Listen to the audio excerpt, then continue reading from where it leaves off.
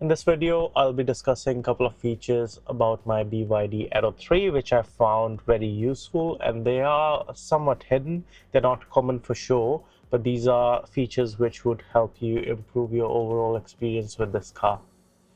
And I'm sure it's not just the BYD Aero 3, it's going to be, I think, BYD Seal, BYD Sea Lion 6, and all the other BYD cars that are actually using the infotainment system that's being used in BYD Aero 3 that's going to be using those features. So let's move on to the feature number one.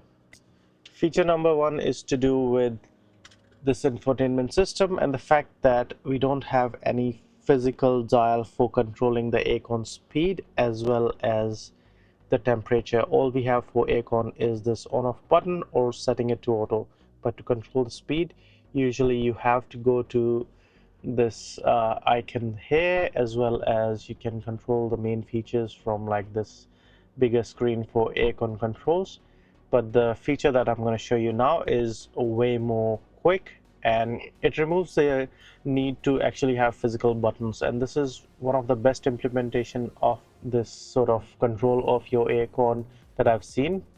I wish it was in my Tesla as well, something similar, because assuming in this screen that's fine, you still have like from your home screen you can still see the controls and you would be able to control it. But imagine while you're trying to drive the car, this small of an icon is still hard to press, and it's something which takes your eye off the road for maybe a second or two, but if we can avoid it, that's going to be great, and this feature allows us to do that.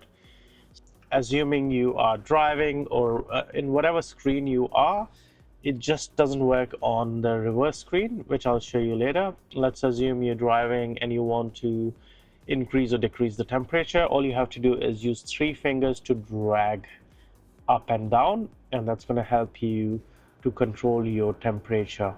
And as I showed earlier, I do have my setting on auto, which allows the car to manage how much fan speed it needs to manage to get to 21 degrees, which is fine and works great.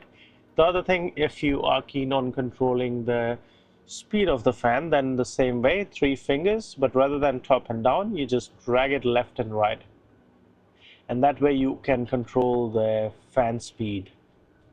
And as you can see, it's reflected here, and I'll show you that it works in almost every screen, including your Apple CarPlay, which is just fantastic, to be honest. Like, it removes the need of the physical button. As I said, it just doesn't work in the reverse camera, and that makes sense because when you are actually reversing, you need to pay attention to the environment, and you need to focus on actually doing the maneuver that you want to do in your reverse screen.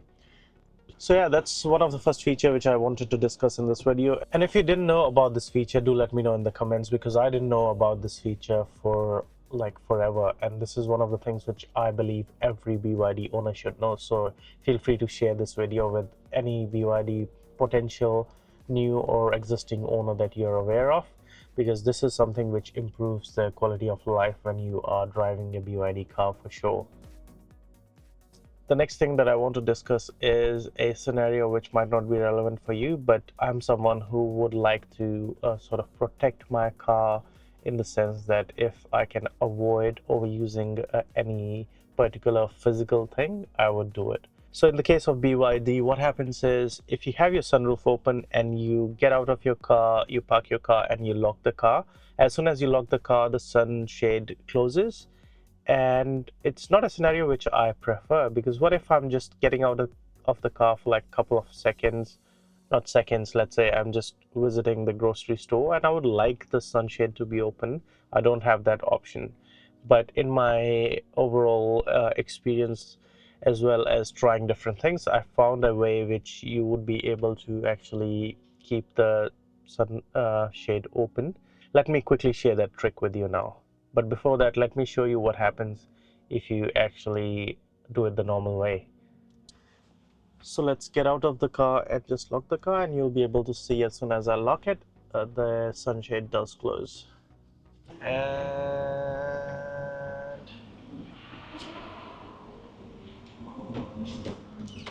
And And I'm sure the sunshade did close, but I unlocked it in the middle. That's why I just stopped there.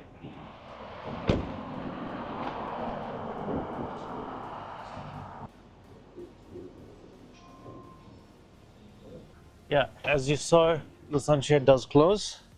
So there's no way that we would be able to keep it open in this sense, right?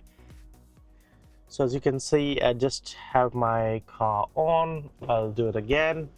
And the way the trick works is you leave the car on when you get out of the car.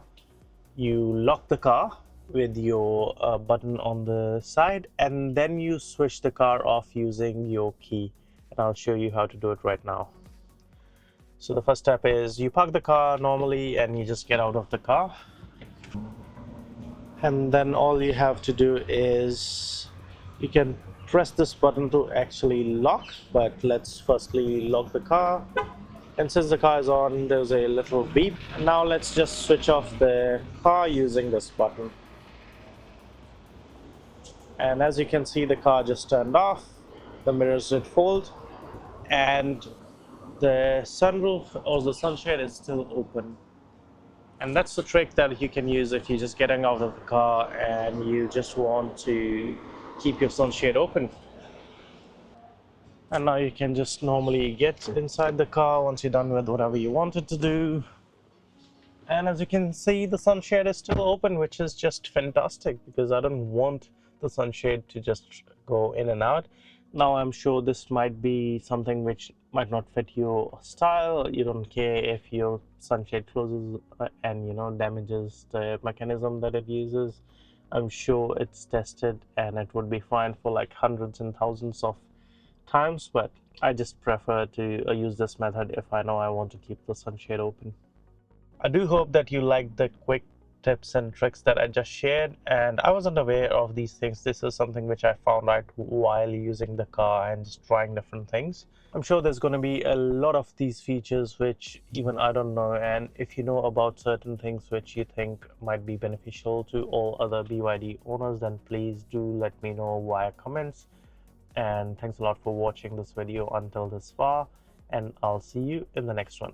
Now before that, I've actually got almost 777 subscribers, and I'm trying to reach 2000 subscribers as soon as I can, because if you're not aware, then as soon as you or any YouTube creator reaches their 1000 subscribers mark, it's actually a big deal, because at that time you can start to monetize the videos, and it's just another incentive to make these helpful videos. And if you want to support in my journey, then please do subscribe, share the video to any BYD or any electric car enthusiast or potential new owner that you think might be able to get some benefit out of these videos. And again, thanks a lot for watching this video, and I'll see you in the next one. And do let me know in the comments, like, if you knew about both of these features. If you did, then great for you, and you should have shared such a thing with all of us. But if you didn't, then do let me know in the comments that this is something which you will be using, or if it's going to be beneficial for you or not.